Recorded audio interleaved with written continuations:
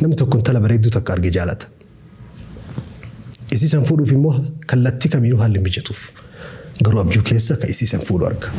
Eda abjuudhaan akka waan mataan kiyya sinirraa muramee lafa darbamee mataan sun gangalatu.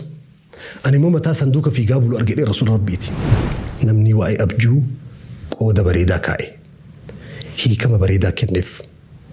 Falaasamoota warri duraanii lafa ka'an hunda caalee argame rasuula rabbii irra jiru alayhi salaatu wassalaam. Bismillahir rahmaanir rahiim. Assalaamu alaykum wa rahmatullahi wa barakaatuh. Yeroo raftuu abjuu fokkotaa argita. Abjuun irriba keessa rakkisee beeka. Dhukkuba kanaan hagam takka hojii rakkatte. Furmaata isaa hoo barbaadde. Furmaanni isaa akka shari'aatti jiramoo hin jiru. Akka fayyaatti akka gorsitoota warra saayikoloojitiitti jiramoo hin jiru. Dhukkuba kan nama hedduutu itti rakkata. Mee gabaabsinee waa'ee abjuutii fi abjuu fokkotaa abjuu gaarii manaama keenya keessa yookiin hirriba keenya keessatti nu dhufanirraa waliin haa ilaallu. Dura dursoo hirribni ni'imaa rabbiiti.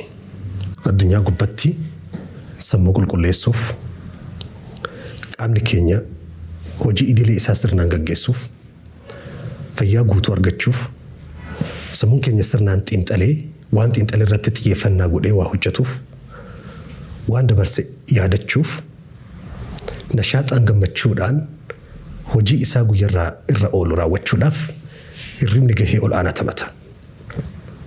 Namoonni dafanii aaran dafanii cinqaman yaaddoo cimaan sammuun isaanii bittinnaa oolu. Hojiin isaanii harka bittinnaa oolu. Waan ganama karoorsee irraanfatee galgala fa'aa erga aduun dhiite yaadatu. Wantoota duraan beellama nama hedduu wajjin qabu ta'ee beekumsatti rarra'u ta'ee irraanfatu akkuma isin hundi keessan beektan hanqina hirribarraa dhufa.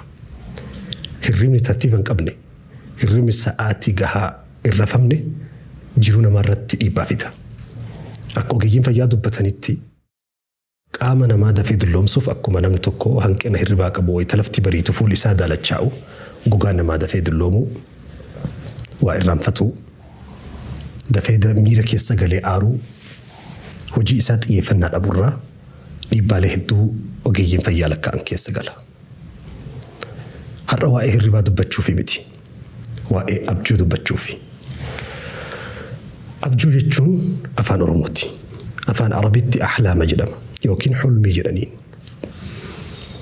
Waa'ee hiika abjuu falaasama isaa hiikuudhaaf warroonni falaasafoonni duraanii Giriik irraa qabee warra Masrii Ijiptirraa hayyoonni dur maa qabla al-miilaad osoo Nabiyallaahi Ciisaan hin dhalatin dura jedhamuun beekamu seenaa keessatti qorannoolee hedduu xiinxala hedduu lafa kaa'anii jiru.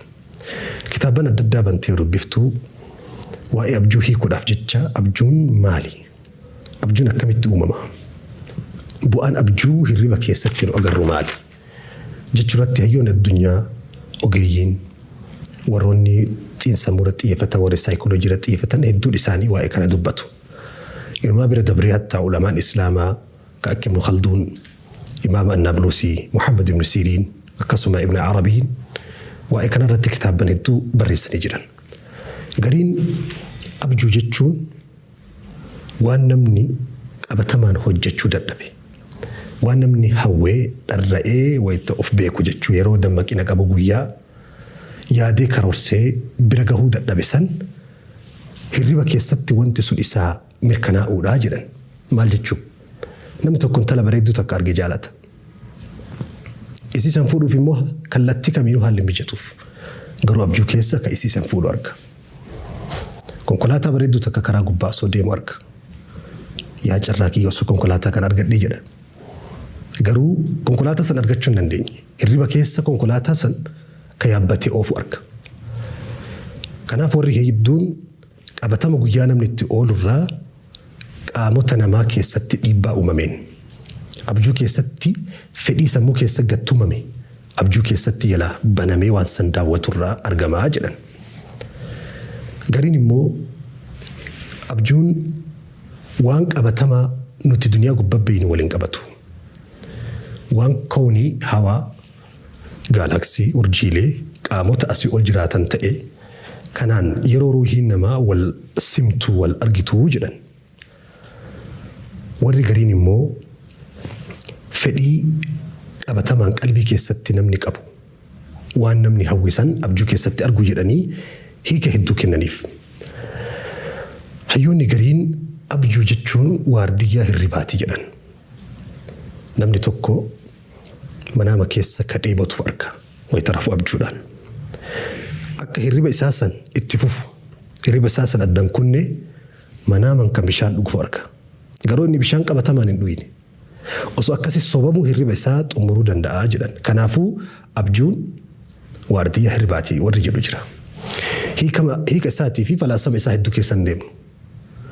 Garuu jihaa shari'aatiin akka amantiin islaamaa rasuula rabbii irra alayhi salaatu wassalaam وهو خير من عبر الرؤيا نمني وأي أبجو قود بريدا كاي هي كما بريدا كنف فلا سموت وري دراني لفكان هندج آل أرقمي رسول ربي الرجر عليه الصلاة والسلام.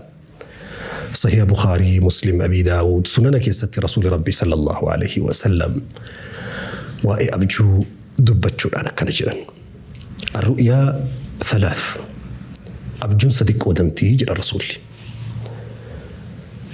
أبجو رب الرادفتو رؤيا جدمتي أبجو قمتشو نمتنيت مبشرات من الله قمتشو ربي برا نما رفو وأنما قمتشي سوهمي لي نمتقول رب الرادف فجر الرسول صلى الله عليه وسلم أبجو رب الرانما قود مهبة من الله لما فان حلم من الشيطان جيك أمينسا تمسئين سسمون ما كتمسئو قلبي نما أكا بتناؤ صدان أكا نما كيسا قلو حساسي تهزين من الشيطان للإنسان رفنوتا جنكا ركو شيطان الرائل مناماتي ورابمو حساسي وسوسا جتشو لما فان كان جل رسول ربي عليه الصلاة والسلام إن سدفا أضغاث أحلام أو حديث النفس هاسوا لبو تجران وان لبون كيسنا ما كان هوكو تتكو هوسيسو الراسسو أكو مريف هيك أبجور رتي فلاسمة الدنيا لفكيتر كي دبان الرتي وان قيتي سمونا ما كيسا دي بي أولو نمتوكو بشان دي بطارفي منامان وكيل أبجودان كان يوني سمي لالو بشان تقجيقا لفيو لالو بشان تبرك أغارة كيسا بشان تفجع وصوكنا دعوة رفا للفائدة سينا قبابدو تكسني هما وان كان أول قبطو إيقا رسول ربي صلى الله عليه وسلم أبجو بفسدهن قودا كان ردي نمتشتو وشيتشتو درس إساتي مبارتوتان أن هل كانوا دا منام النبي محمد أرقاب لاجئ أشي درس تشتو قركباسي يا شيخ يومال قد الرسول ربي منام أرقاني مال جيتشو قبا مال دلقو قبا جنان شيتشي وانا جايباتو كميف مال جدين رسول ربي منام أرقو فيتا إيه وانتو كسيدا مدين قلقلك أنا ويتقلتو نياتا ويتأفيلتو أشابو يوكين سو جدا نياتا تبايسي هم ناول نيات لوتين غرانغا دو غرو أكا بشان اللو ينجدين بشان صون دوغين رفي جدين درستشي تنما فراتي لغاسة هيغالي نياتا بالجيسي سو جدا تنكي هم ناول نياتي أو سو كيسي ساكم بشان الرأو بشان ليبوتو رفي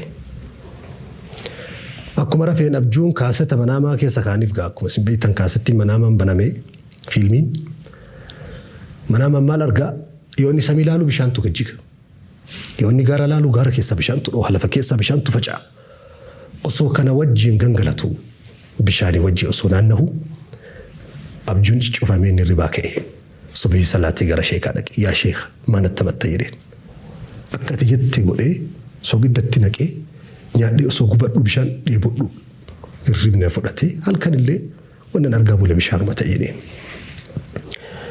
شيء كرا قبابتي درسي كنف مال جدين وصو أكما يرو رفتو سنت بشان ديبو تعرفتي أكسمت سو رسول ربي ديبو تعرفتي جالال إسانيتين قومني كي قوتمي لا ترى رسول الله صلى الله عليه وسلم رسول ربي أرقيت جدين دبينتم قوتت اللي تأوباتو نمني هندي الرئيف أرقود أبو ننجرا كأصون الرئين أرقود لجرا garuu harki guddaan namni waan keessa namaa hooqaa oolu keessa namaa tuttuqaa oolu arga jechaaf dubbii tana siifite.